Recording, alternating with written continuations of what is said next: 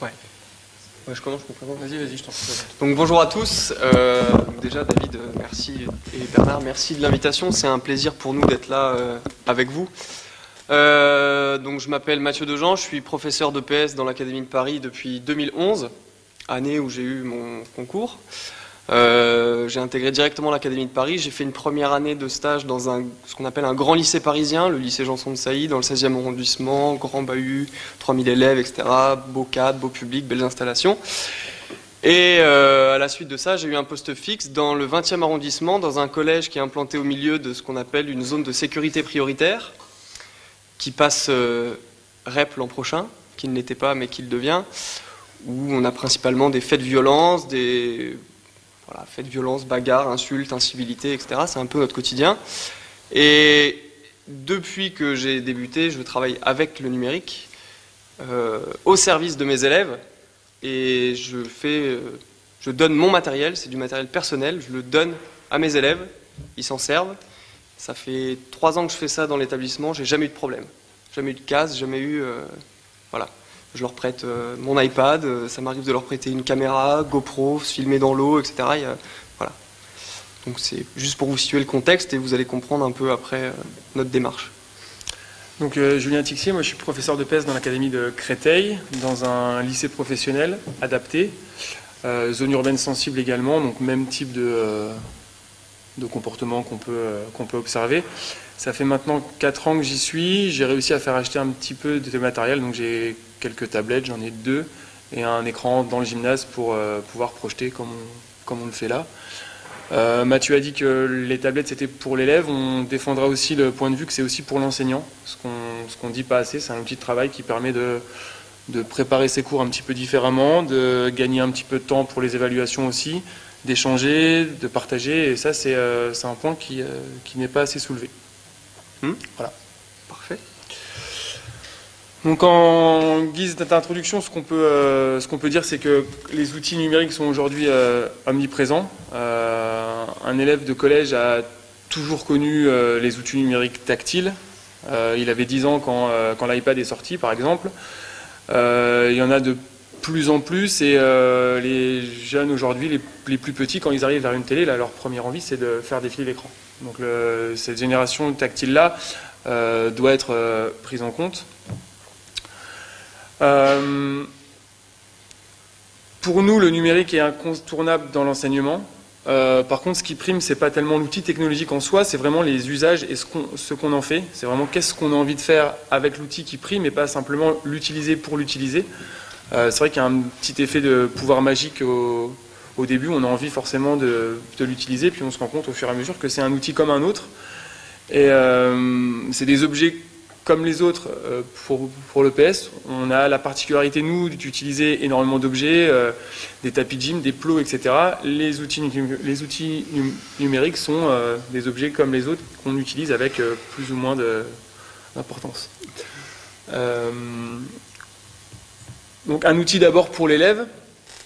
Ça lui permet de connaître son résultat, de travailler sur son action de manière quasi immédiate, notamment par une analyse vidéo qui est simplifiée. On le verra tout à l'heure, de par la portabilité, la mobilité de tel outil. Moi je me rappelle de certains cours en STAPS où il fallait sortir l'ordinateur portable, le poser sur une table, amener une rallonge, mettre une caméra, lancer le vidéoprojecteur. On perdait déjà une demi-heure avant d'avoir fait la première action. Avec une tablette, en 3 clics, on a déjà analysé, on peut déjà analyser le geste de l'élève, et on a un retour qui est immédiat. Donc ça nous semble être un atout important. On peut aussi aller vers une plus grande autonomie. Le format de la tablette fait qu'on peut la confier à un petit groupe d'élèves pour peut-être les lancer sur des tâches un petit peu différenciées.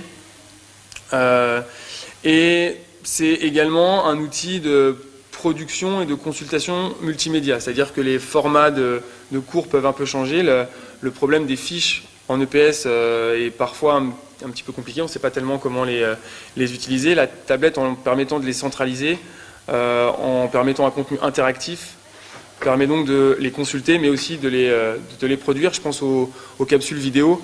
Un enchaînement de gym, par exemple, peut être filmé et monté depuis la tablette extrêmement rapidement, et pour que l'élève puisse en garder une trace, mais aussi les parents et toute la communauté éducative peut éventuellement s'appuyer sur elle pour améliorer un petit peu le processus et rendre l'acte d'enseignement parfois un petit peu plus vivant.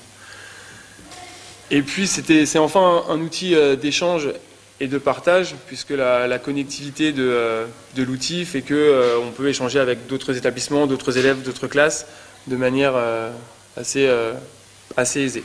Mais comme on vous l'a dit, on parle souvent de l'outil pour l'élève.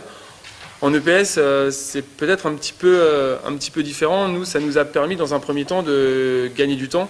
Pour resituer un petit peu, nous on a commencé à l'utiliser en se disant tiens, c'est bien le tableur Excel pour rentrer nos temps de 3 fois 500 mètres par exemple, mais c'est pas pratique. L'ordinateur n'est pas forcément pratique, donc on se dit tiens, on va peut-être essayer de l'utiliser pour ça. Et puis c'était assez agréable d'avoir en fin de séance, après l'évaluation, d'avoir toutes les notes de rentrée, tous les temps, et de pouvoir donner la note immédiatement à l'élève en 3 clics, de manière beaucoup plus simple qu'un tableur Excel.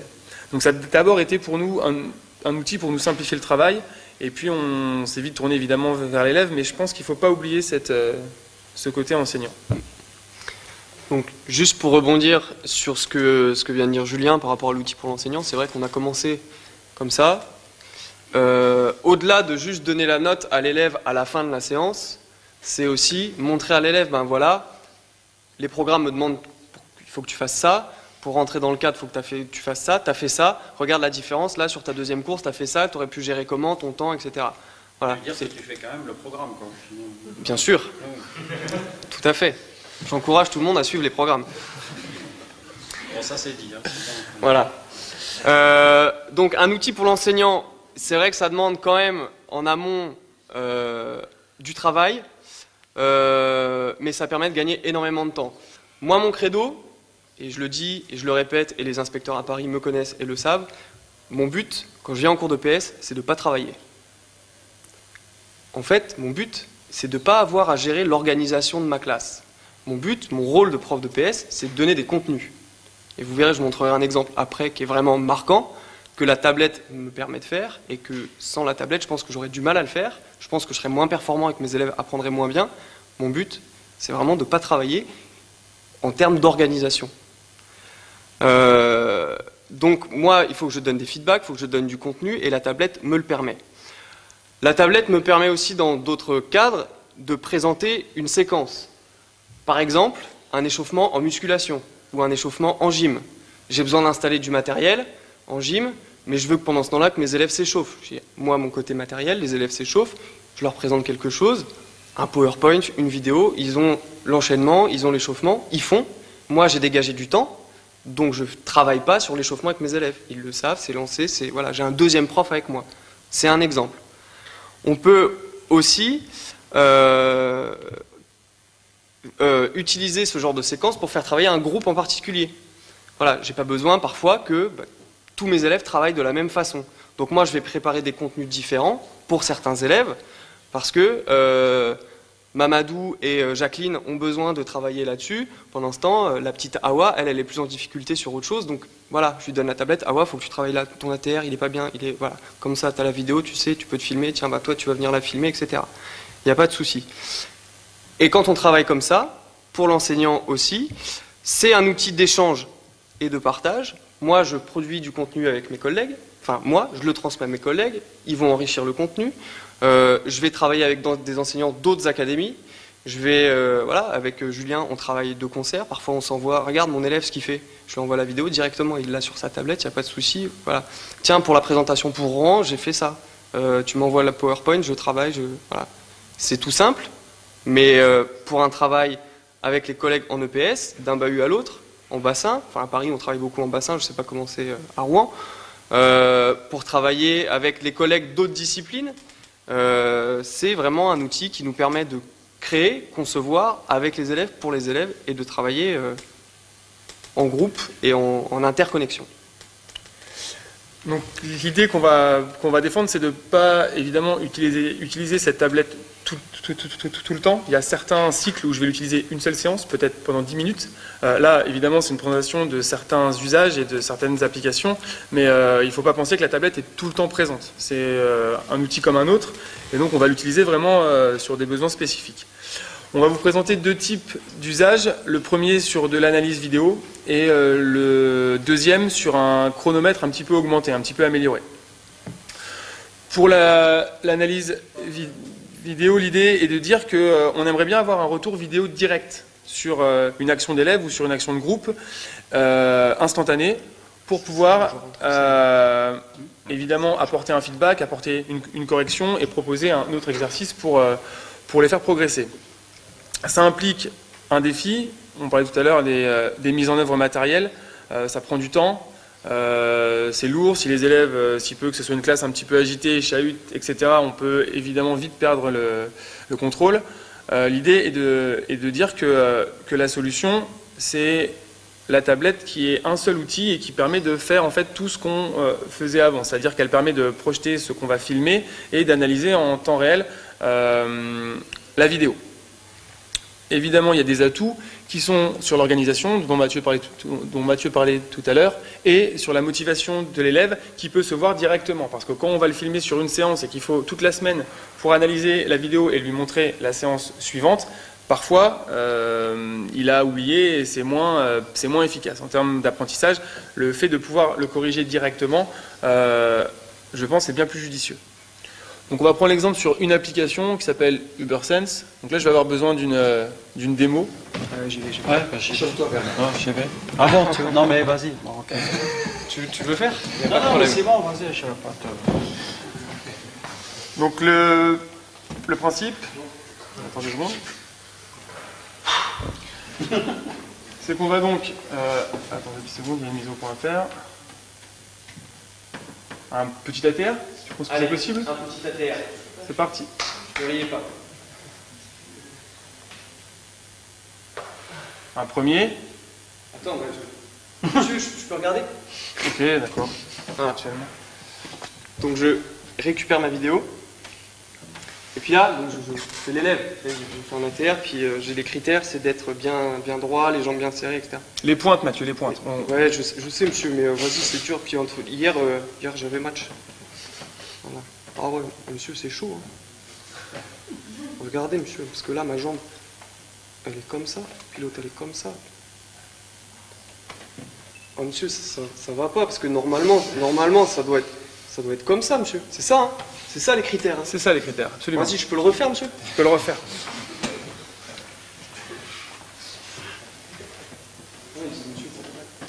Monsieur, c'est bon, tu filmes ou quoi? Vas-y, Mathieu, vas-y.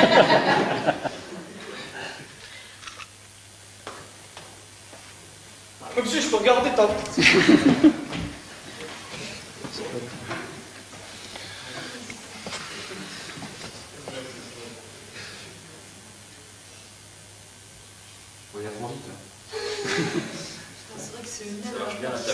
C'est une aide à l'apprentissage, c'est net.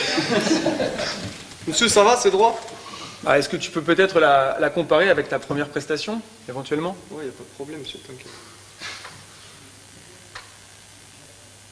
Donc évidemment, ce temps-là prend un petit temps, il faut apprendre à l'élève à s'en servir, mais une fois qu'il a compris, c'est tout à fait possible de faire manipuler les élèves. Évidemment, on doit toujours être là pour repréciser le critère, c'est un objet, encore une fois, comme un autre, et si le prof n'est pas là pour montrer comment ça marche et repréciser le critère et insister sur ce qu'il veut voir, ça n'a évidemment aucun intérêt.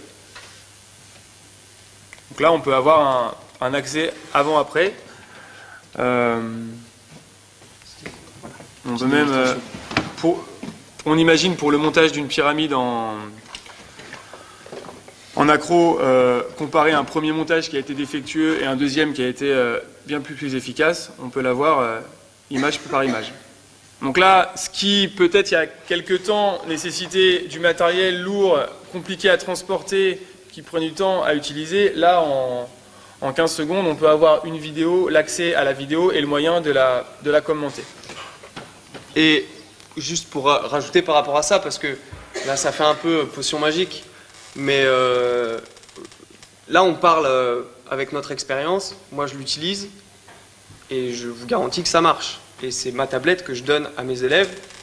Voilà, ils ont un élément, ils ont des critères, ils vont se filmer, ils vont comparer aux critères, ils vont se refilmer, et ils vont affiner, améliorer, etc.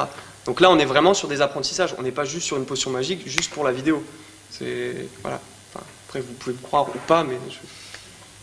En fait, l'idée, c'est de ne pas perdre de temps à utiliser un outil qui est compliqué à utiliser. C'est vraiment d'aller au cœur de l'apprentissage bien plus rapidement.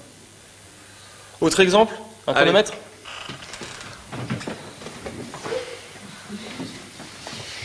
Donc là, on va organiser traditionnellement ce qu'on fait quand on fait ce genre de conférence, c'est le 15 mètres amphithéâtre. Tu peux y aller là. Ah oui, il faut que j'explique un peu. Donc, le problème, je vous parlais tout à l'heure du prof de PS, c'est parfois d'être un peu partout à la fois. Il faut que je fais du relais avec mes élèves, là où je suis dans un collège, on a une section sportive athlétisme, on fait beaucoup de relais, que ce soit en athlé ou en cours. Et pour ceux qui ont déjà enseigné du relais, il faut être chronométreur, il faut donner le départ, et puis il faut être dans la zone de transmission pour voir ce qui se passe, parce que c'est là en fait l'essence du relais, c'est là où c'est intéressant. Les élèves, ils savent courir d'un point A à un point B, il ne faut pas se leurrer, on ne va pas transformer leur vitesse, etc. en 6 séances parfois, mais par contre ce qui se passe au milieu, là on peut vraiment agir, et c'est là où on doit agir en tant que prof de PS. Et moi j'ai des élèves qui ne sont pas capables de chronométrer 4 couloirs en même temps, de donner le départ, et moi être tout seul au milieu. Et puis donner les temps, et puis il faut savoir que chez moi c'est les JO à chaque fois, c'est-à-dire que si le chronométreur s'est trompé, s'il ne sait pas qui est arrivé premier ou deuxième parce qu'ils sont arrivés dans un mouchoir de poche, ma leçon, elle est finie. Mais c'est fini, je remballe mes affaires, les vestiaires, les élèves je les ramène au vestiaire un peu comme je peux, ça va être compliqué, je le sais, voilà. Et ce problème n'existe plus, avec une toute petite application. Donc, la solution, c'est cette application, le chronomètre intelligent, qui réalise et enregistre des photos finish. C'est 3 clics, je donne la tablette aux élèves, ils savent faire, une petite fiche à côté pour rappeler, etc. Je peux sauvegarder tous mes temps, je peux sauvegarder les photos, vous allez voir, on va vous montrer après. J'ai toutes les données, j'ai plus à m'occuper du chronométrage, je suis sur ma zone de transmission, et là, je peux distiller des contenus. Là, je peux regarder tous mes élèves, ou juste un groupe, et puis ça enchaîne. Ça tourne parce que l'organisation elle est en place, parce que le chronométreur, si vous avez un élève dispensé, un malade, un en plus qui s'est fait exclure du cours d'éducation musicale et qui veut venir avec vous, il n'y a pas de souci, vous le prenez, il va faire le chrono. Voilà, ça c'est des vrais cas qui arrivent. Et on est sur des outils motivationnels, parce que avoir sa photo finish à la fin de la course, c'est pas rien pour un élève de 12-13 ans. Sur l'organisation, ça roule. Et on est sur du culturel. Je vous ai dit, chez moi, c'est les JO tous les jours. Et c'est important que ça soit les JO et que ça le reste. Donc l'application s'appelle Sprint Timer. Et on va faire une petite démonstration. Ça montre ce que ça donne. Voilà, ça c'est le rendu final. Donc ça, c'est 3 élèves de 5e l'an dernier en fin d'année. On voit la première, la deuxième qui doivent arriver dans, je sais pas, un demi-dixième, 5 centièmes de seconde. La dernière, on voit tout de suite qu'elle a une attitude un petit peu en retrait, hein, elle n'a pas compris qu'il fallait casser, donc ça on peut aussi agir là-dessus. Voilà, on arrive sur la ligne, on casse pour les grappiller le petit centième qui va nous faire passer devant. Et ce que fait un peu plus la deuxième, on voit qu'elle a la tête qui part un peu en avant. Donc c'est aussi intéressant de voir ça et de leur montrer, de leur expliquer. On démo ? Allez. Par contre, vous laissez gagner Bernard. Sinon, il va être... Ah, ça, On va mettre un plot Ah, pour ouais, l'arrivée. Allez, vas-y, mets un plot. Non, mais c'est-à-dire le problème, c'est que bon, après, s'il y a une photo, tout ça, Le premier au jus d'orange. pas que ce soit diffusé, quoi. Ouais. Donc vas-y. Voilà, si tu veux bien te mettre avec Julien, s'il te plaît. Donc c'est... Non, c'est plus impressionnant comme ça. Donc, coup de sifflet, départ. Je lance le chrono en appuyant sur le gros chrono, en plein milieu. Je vous dirai quand partir, hein, parce que sinon... voilà. Et après, j'ai 2 actions. Donc je lance le chrono, puis 2 actions. Démarrer l'enregistrement, arrêter l'enregistrement. Donc, c'est parti. Quand vous voulez, hop, je me cale ma ligne blanche sur la ligne d'arrivée. Voilà, j'ai appuyé 2 fois. Ça, tous les élèves peuvent le faire. Et au final, on a... Ça sur le blog, c'est bon. Ah ouais, ça c'est bon. Attends, Donc le 100 mètres amphithéâtre en 5,27 pour Bernard Andrieux. J'ai cassé, monsieur. Voilà, ouais, c'est bien Julien, c'est bien. Voilà. c'est là, on voit le mec qui casse pas du tout. Donc j'ai le temps. Si je veux, je peux tout sauvegarder. Donc je vais le faire rapidement, parce que c'est pas... Voilà. J'appuie sur marque en haut, vous voyez, il m'a fait un trait avec le temps. Hop, j'appuie sur marque. Je peux sauvegarder. Il peut enregistrer dans l'application et dans la bibliothèque de photos. Vous rentrez chez vous, vous avez les photos, vous avez les temps. Vous avez pu à le faire en live, à noter au crayon. De toute façon, il pleut, la feuille elle est pourrie, etc. Ça, c'est terminé. Puis d'un point de vue culturel, c'est le niveau de l'épaule qui prime. Ça, on peut l'expliquer directement avec des cas d'élèves. Voilà. Et ça a bien plus d'impact. Voilà pour notre deuxième exemple. C'est pas fini. Il existe certains modèles, certaines théories pour intégrer ces technologies dans l'enseignement. Alors, c'est pas forcément que pour les tablettes. Donc là, on s'appuie sur deux travaux nord-américains. Le premier de Puente Dura, donc c'est juste pour vous montrer en fait le principe. On imagine que dans un premier temps, la technologie va se substituer, c'est la première étape. Donc là, si on veut plonger vers l'utilisation intensive et efficace des technologies, d'abord on va remplacer l'outil. Comme le chronomètre, on peut, avec une tablette, avec un téléphone, chronométrer comme on le faisait avec un chronomètre classique. Et puis au fur et à mesure, on va essayer d'augmenter les possibilités pour progresser et aller de plus en plus profond jusqu'à redéfinir complètement la tâche, comme on vient de le voir, où là, en fait, c'est une manière différente de concevoir le chronométrage, puisqu'on a accès à l'image et on a accès finalement à d'autres contenus, ou de manière du moins plus précise. Alors, pour illustrer ça, le précédent modèle, c'était pour vous montrer en fait la plongée et la progression. Quand on travaille, on aime bien s'appuyer sur le modèle ASPID de Thierry Karsanti, le grand spécialiste canadien des nouvelles technologies dans l'éducation. ASPID pour... alors le A, c'est adoption, donc on va adopter une nouvelle technologie. Dans notre exemple, l'utilisation de Sprint Timer, l'appli qu'on vient de voir là, qui peut éventuellement amener une détérioration. C'est pour ça qu'on dit que les tablettes, c'est bien, mais pas tout le temps. Il y a plein de fois où on s'est rendu compte, parce qu'on a travaillé par essai-erreur, donc il y a eu plein de situations où on s'est rendu compte que là, en fait, il ne fallait pas l'utiliser, il fallait la laisser au fond du sac, et puis au fur et à mesure, on progresse un peu comme ça. Dans ce cas-là, on a d'abord la possibilité de remplacer le chronomètre. Ensuite, c'est un chronomètre qui est plus précis grâce à l'image. Et donc là, on est sur un progrès. Et enfin, on est sur une innovation. On peut travailler sur l'attitude de l'élève en direct. Donc, cette manière de fonctionner en utilisant ce modèle-là nous permet en fait d'évaluer si vraiment il y a un intérêt à utiliser la tablette ou pas. Donc, c'est vrai que dans un premier temps, on a beaucoup essayé. On avait envie de l'utiliser très très souvent. Et puis, en échangeant, on se rendait compte que sur certaines activités, certaines APS, c'était plus ou moins judicieux de le faire pour arriver aujourd'hui à avoir trouvé un bon équilibre en fonction de nos cycles. En conclusion, Mathieu, je t'en prie. En conclusion, on va utiliser une image qu'on aime bien. L'utilisation du numérique en EPS, moi je m'en rends compte quand je forme des collègues à Paris, c'est un vrai défi. Et on utilise la métaphore du crayon. Donc le crayon, au bout, alors je sais plus Oui, c'est ça. Ouais, au bout, la pointe, ceux qui écrivent, c'est les innovants. Donc nous, on se classe directement dans cette catégorie. On n'en a pas peur. Non, c'est vrai. Juste après viennent les affûtés.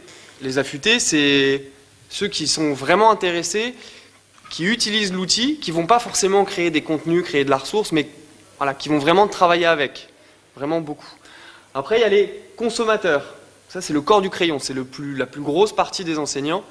C'est ceux qui l'utilisent parce qu'on leur a dit que c'était bien, parce qu'ils ont un peu le matériel, mais ils ne sont pas forcément très très intéressés. Mais ils le font quand même. Les traditionnels qui disent « moi, j'en ai pas besoin ». Donc ça, c'est la petite partie métallique. C'est là où on commence à avoir un peu la réticence. C'est un peu le début de la barrière.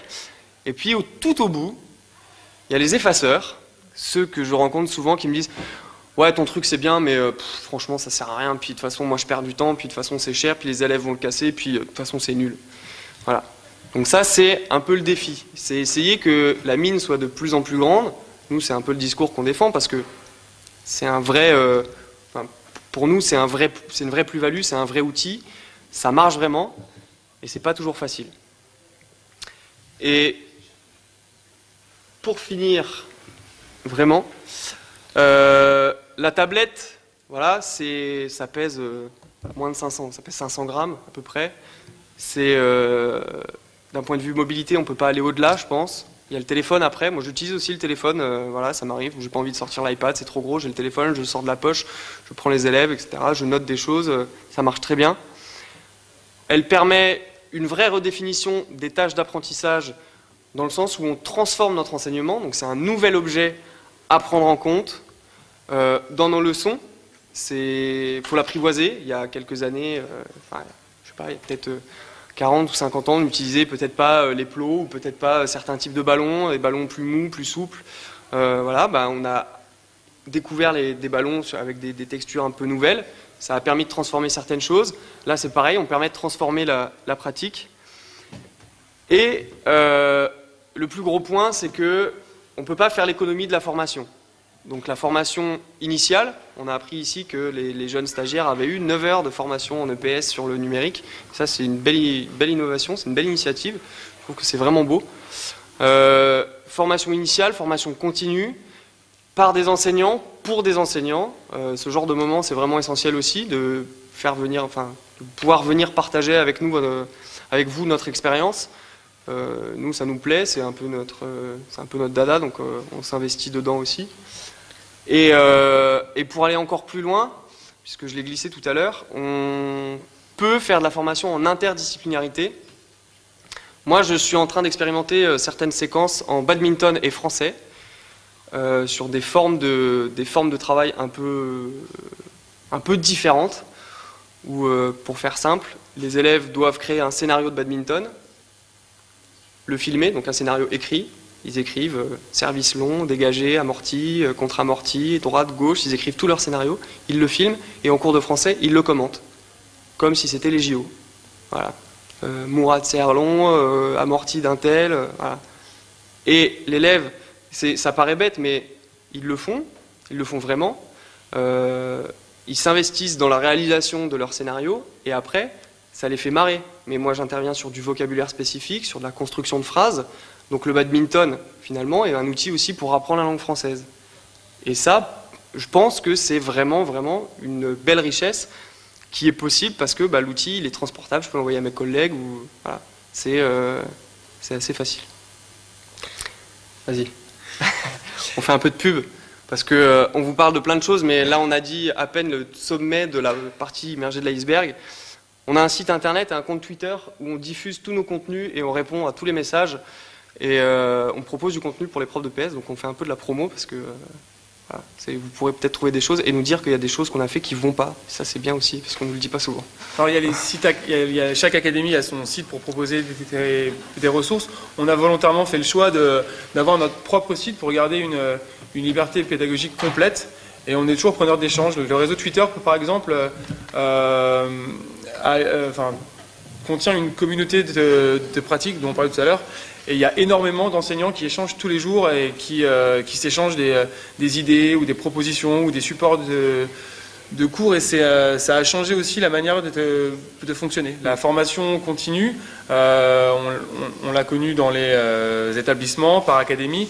Aujourd'hui, ma formation continue, elle passe en fait prioritairement par les réseaux sociaux, avec des collègues de partout. Et des collègues étrangers, par exemple. Et c'est vraiment une vraie richesse aussi. Merci à vous.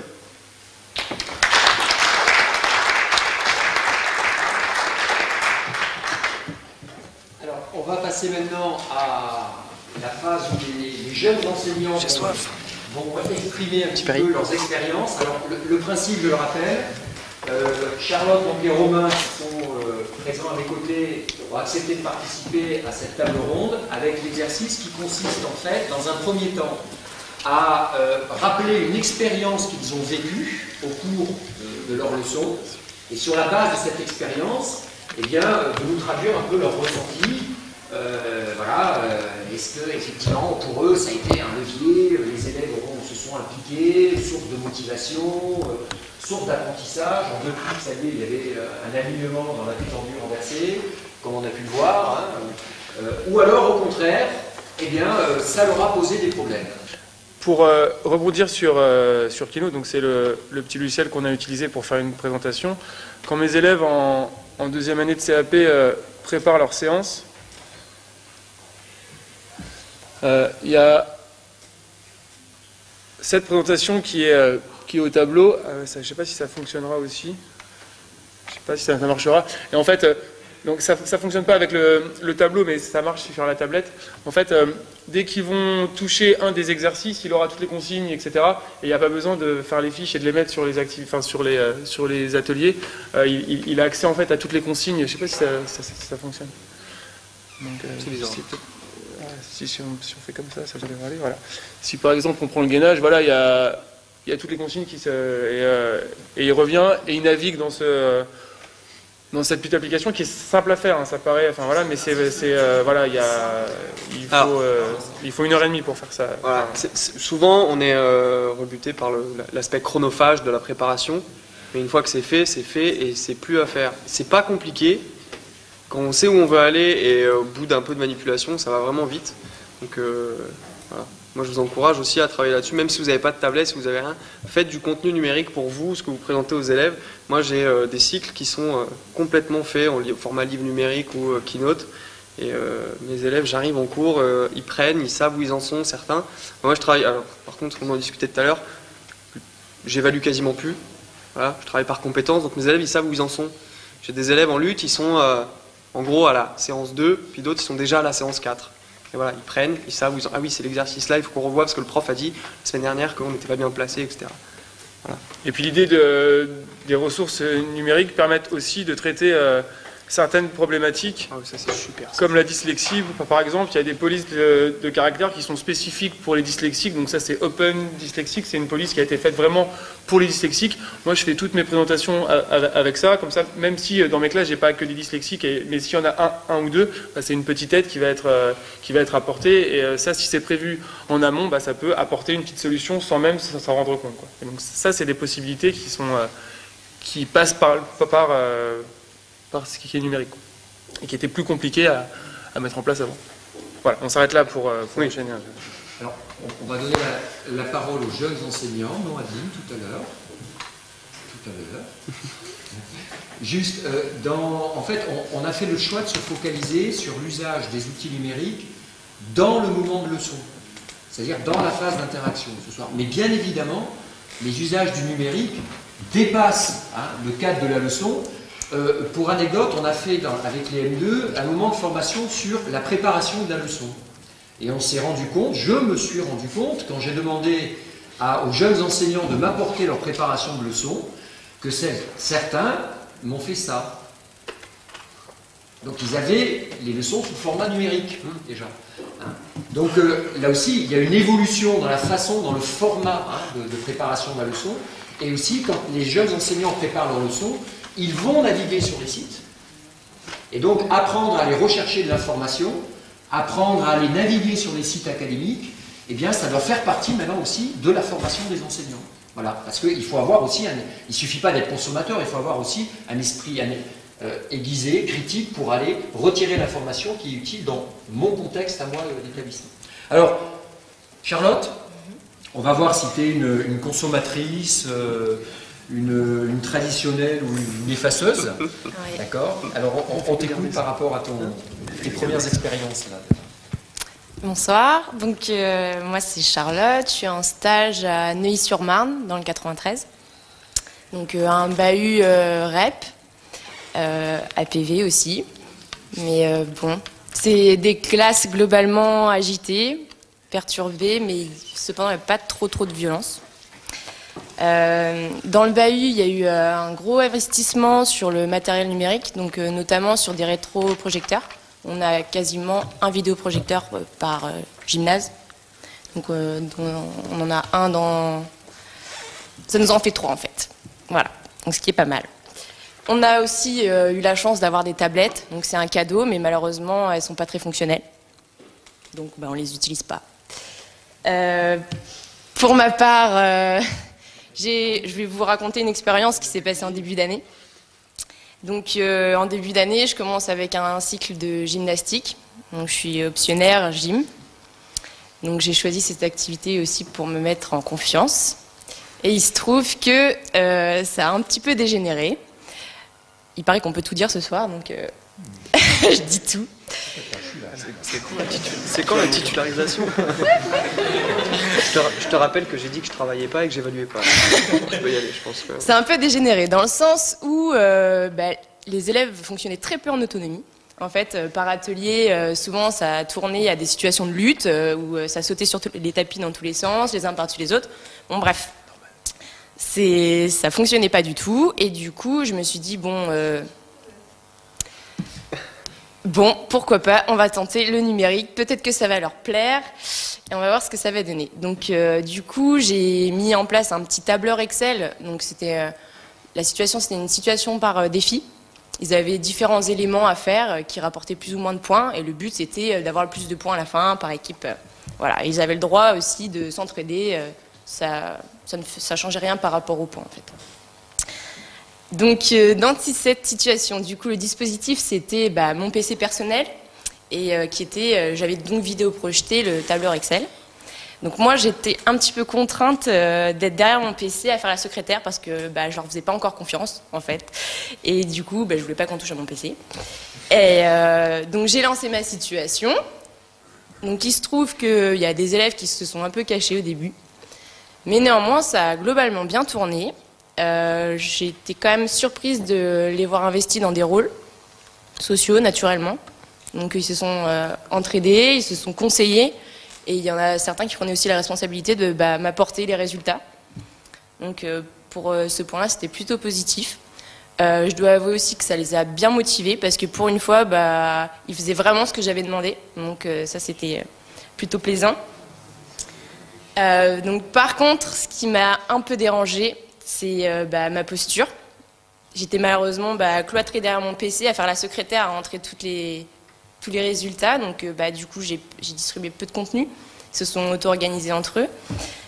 Et ce qui m'a dérangé aussi, c'est que certains élèves se cachaient, quoi. Clairement, il y avait les plus motivés au début, et puis il y a les autres qui regardaient un peu comment ça se passait. Et puis, bon, au final, ils se sont mis quand même en route.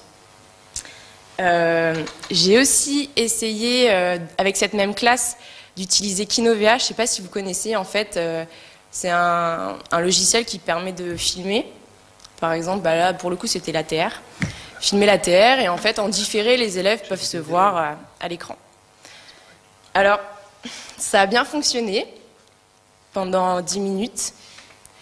Et après, c'était le concours de cascades, de grimaces. Enfin bref, ils ont complètement détourné ce que je voulais faire. Donc c'est pour ça, votre intervention, elle est bien plaisante, elle donne envie, mais en réalité, c'est pas toujours ça.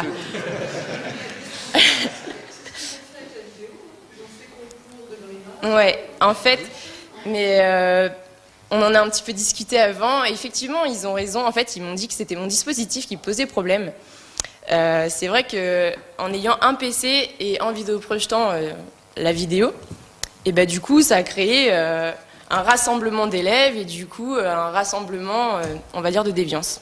C'est vrai que en ayant peut-être distribué des tablettes à tous les élèves, bon pour le coup j'en avais pas, mais peut-être qu'il n'y aurait pas eu ce problème. Voilà. Donc voilà pourquoi moi je suis une vraie Normande, c'est-à-dire que je suis partagée parce que pour le coup je pense que vraiment ça a dynamisé mes élèves, j'ai réussi à les remotiver dans une activité pour laquelle ils accrochaient pas trop. Mais je trouve que ça a vite dévié quand même. Ça leur a plu à un certain moment et ensuite c'était source de plaisanterie, quoi. Voilà tout.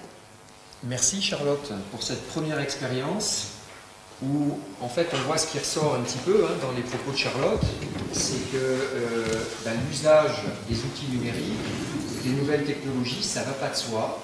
ça ne s'improvise pas et ça nécessite peut-être une formation, parce que dans la gestion, effectivement, peut-être du format de travail ou de l'emplacement où a été mis effectivement son PC, etc., peut-être que ça aurait donné une autre forme d'activité collective dans la classe. C'est un petit peu ça le souci, c'est que j'ai l'impression que pour le moment, la formation se contente à l'utilisation des outils, mais pas à la réflexion autour du vrai dispositif, où on se place, comment on se place.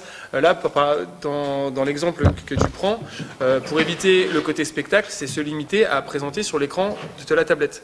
C'est vrai que moi j'ai eu la même chose, hein. Quand j'ai pu projeter, on a envie de projeter parce qu'on se dit que tout le monde voit, etc. Sauf que ça fait effectivement ce petit côté spectacle. Quand on ne projette pas, c'est l'élève ou le groupe d'élèves qui se voit sur la tablette et on a déjà évité un sacré écueil. Et ça se construit au fur et à mesure, mais prendre en compte ce genre de choses un petit peu plus fines dans la formation qui dépassent l'utilisation de l'outil, c'est une des pistes qu'il faut explorer. Et en 9 heures, même si ces 9 heures, elles sont louables, en 9 heures, on n'a pas le temps. Ça devrait. Dans l'idéal, ce serait intégré aux technologies des APSA dès la première année. Un petit peu, une petite touche. Réflexion maquette. Ça faut faire intervenir des gens qui savent faire. Alors bonjour, enfin bonsoir. Moi c'est Romain, je suis stagiaire dans un collège à Danville. Donc c'est un établissement rural avec des élèves plutôt calmes et sympas. J'ai mis en place plusieurs situations avec le numérique. La première a été en acrosport.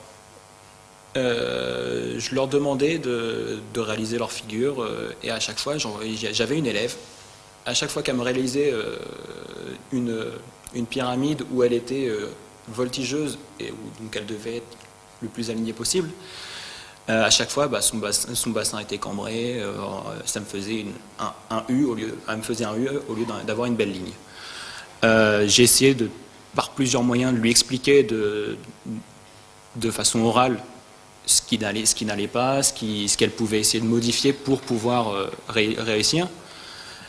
Et butant sur ce problème, je me suis dit, je vais peut-être essayer de la filmer et qu'elle se voit elle-même réaliser l'élément pour essayer de comprendre un peu mieux la vision qu'elle a, parce qu'elle pensait vraiment qu'elle était tout le temps alignée à chaque fois qu'elle le faisait. Et en fait, en voyant la vidéo, j'en ai parlé tout à l'heure à David, c'est un terme qui m'a sorti, la magie du numérique peut-être, mais du coup, l'élément tout de suite après, elle l'a refait et ça permet, elle était totalement alignée. À chaque fois qu'elle le faisait, après, elle était tout le temps alignée. Je ne peux pas expliquer pourquoi. Peut-être en se voyant, peut-être en regardant et en comprenant les éléments. Ensuite, toute autre situation, cette fois-ci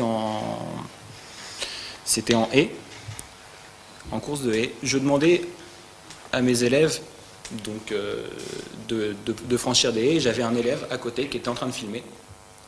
Et je leur demandais c'était pour le franchissement, pour éviter qu'ils me fassent des bonds au-dessus des haies. Je leur demandais après de venir voir l'élève et d'avoir un retour sur leur passage. Et j'ai utilisé pour ça une application sur ma tablette qui permettait de faire une rediffusion, enfin une diffusion retardée du moment filmé au moment T. Donc l'élève passait, je m'étais retardé une 15-30 secondes après, et l'élève avait le temps de venir voir et de voir pour un critère, par exemple, est-ce qu'il passe très haut ou est-ce que son centre de gravité est relativement aligné en permanence. Et au fur et à mesure du cycle, j'ai pu constater que sans rien leur apporter en contenu précis, j'ai vu au fur et à mesure que les élèves parvenaient d'eux-mêmes à comprendre, grâce aux critères d'observation que je leur ai donnés, d'avancer et de s'améliorer sur leur course. Et donc du coup, moi, j'aimerais bien essayer d'aller plus loin sur cet outil, sauf que, étant donné que c'est du matériel personnel, L'établissement où je suis n'a pas du tout de... C'est ma tablette que je prête à mes élèves, que je mets en place un peu comme les collègues de Paris et Créteil.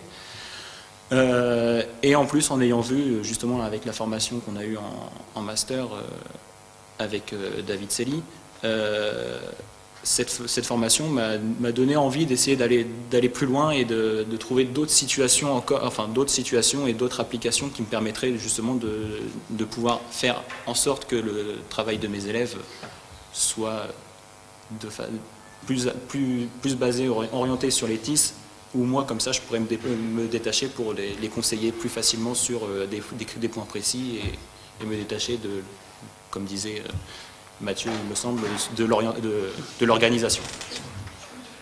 Tout à fait. Moi, je voulais réagir par rapport à une chose importante que tu as dit. Je ne parle pas assez fort, Bernard. Fais un effort. Je voulais te remercier pour ce que tu as dit parce que je crois que c'est fondamental, le fait que tu ne saches pas pourquoi il y a une différence entre un point de vue en troisième personne et un point de vue en première personne. C'est-à-dire que quand elle va modifier finalement son geste, nous en tout cas au CNAC, on travaille bien sur le fait que le fait de se voir soi-même en train de faire un geste, ça permet d'avoir une représentation mentale de ce geste qui est tout à fait nouvelle. Hein, c'est-à-dire que tu vois la différence entre le prof, le coach qui est au bord de la piste, etc., et qui dit quelque chose à quelqu'un, et le fait qu'il n'est pas... moi, je me suis aperçu que la dimension autoréflexive sur le corps vivant, elle implique deux choses. C'est qu'il y a une correction qui se fait sur les gestes techniques qui peuvent être automatisés, et il y a une progression de ce point de vue-là. Mais par contre, il n'y a pas forcément de disparition des gestes réflexes, des mouvements réflexes. Hein, par exemple, j'ai filmé 2 ans de suite, à 2 ans d'intervalle, une personne qui fait des réceptions, hein, de son partenaire qu'il jette en l'air. Et quand il le jette en l'air, il fait des gestes comme ça, qui sont des gestes réflexes. Je lui ai montré la vidéo. Il m'a dit « Oh, je fais ces gestes, c'est incroyable, je vais les corriger ». Il a essayé de les corriger et il n'arrive pas à les corriger. Pourquoi? Parce que là, on n'est pas sur un geste technique, on est sur un geste réflexe. Hein, c'est-à-dire qu'on est à 180, 240 millisecondes. Et ce qui fait que finalement, ce geste-là, 2 ans plus tard, dans un autre lieu, avec un autre partenaire, parce que c'était une critique que m'avait fait David en plein séminaire de labo, donc je signale, je l'ai vérifié, parce que du coup je l'ai vérifié, avec un autre partenaire, il refait exactement le même geste, atténué, c'est-à-dire que la conscience permise par l'autoconfrontation avec l'image vidéo lui a permis d'atténuer le geste, mais l'écologisation du corps, vivant, hein, réflexe, est toujours là. Hein, donc il fait toujours ce petit geste, voilà. Donc c'est pour ça que, pour moi, c'est très prometteur, c'est-à-dire qu'on peut distinguer plusieurs types de gestes, plusieurs types de mouvements. Des mouvements hyper conscients. Il te dit par exemple, hein, tu peux, si on avait le temps de faire du verbatim, il te dit que là il est parfaitement conscient quand il est en train de faire ça. D'autres gestes qu'il a incorporés parce qu'il les a automatisés par la répétition, et là il laisse faire son corps, il fait confiance à l'automatisme, à l'habitude, et puis des gestes qu'il ne contrôle pas du tout. Et ça c'est super intéressant parce que ça renouvelle aussi la façon de décrire les gestes. Enfin ça renouvelle, mais bon, il paraît que ça se fait déjà depuis de nombreuses années en EPS. Alors, on va maintenant donner la parole à tout le monde pour échanger, avec une petite synthèse quand même des 2 expériences qui ont été rapportées par Charlotte et par Romain. Vous avez vu que dans ces 2 récits d'expérience, on a quand même des éléments qui intéressent plutôt l'activité de l'élève. Ben oui, l'usage d'outils numériques, ça invite parfois à des déviances. Et même parfois, comme l'a dit Charlotte, à des contaminations de déviance. Hein. Il suffit qu'il y en ait un qui voit l'autre faire l'andouille sur la caméra, donc ça va se propager à l'autre, etc. Donc ça quand même, ça perturbe l'activité des élèves, du moins ça peut la perturber, mais Romain et Charlotte ont aussi donné des éléments de modification de l'activité de l'enseignant. Charlotte, elle a bien précisé qu'elle s'interrogeait sur sa posture d'enseignante. En gros, est-ce que l'usage des outils numériques va faire disparaître l'enseignant ? Hein, alors quand Mathieu dit de façon un petit peu provocatrice, moi j'évalue plus, je ne fais rien dans la leçon. Bon, quand il fait rien, comme dirait De Vos, qu'est-ce qu'il fait, quoi ? Hein, d'accord ? Et donc, moi je pense qu'il faut aussi qu'on interroge, en quoi ça modifie l'activité de l'enseignant et peut-être même le métier. Peut-être même le métier, c'est-à-dire l'activité professionnelle des enseignants, elle est peut-être en train de changer, parce que justement, ils vont plus donner les mêmes natures de feedback, parce que les élèves ont accès à des feedbacks qu'ils n'avaient pas accès auparavant. Donc, en quoi ça modifie aussi le métier ? Et même je pousserai le bouchon jusqu'au bout, on est même dans des situations de conflit d'expertise. Hein, c'est-à-dire que quelqu'un qui se présentait, on l'a vécu avec les malades, hein, c'est le même problème qu'on trouve avec les élèves. C'est qu'un jour tu vas avoir un élève qui va être plus expert que toi, parce que il va y avoir un conflit d'expertise par rapport au savoir. Et le prof, finalement, va dire, le savoir expert du prof, labellisé, etc., va être confronté à un élève qui finalement, lui, il dit, mais moi j'ai un savoir sur moi. Voilà. Et ce conflit d'expertise oblige, non pas à être dans le frontal, mais à resituer les différents niveaux de production du savoir. C'est ce qu'on a vécu dans la relation médecin-malade, avec l'émergence du patient expert. Aujourd'hui, tu vas avoir des élèves qui vont dire, moi j'ai les outils, je veux avoir une expertise sur mon corps. Des questions ? Je me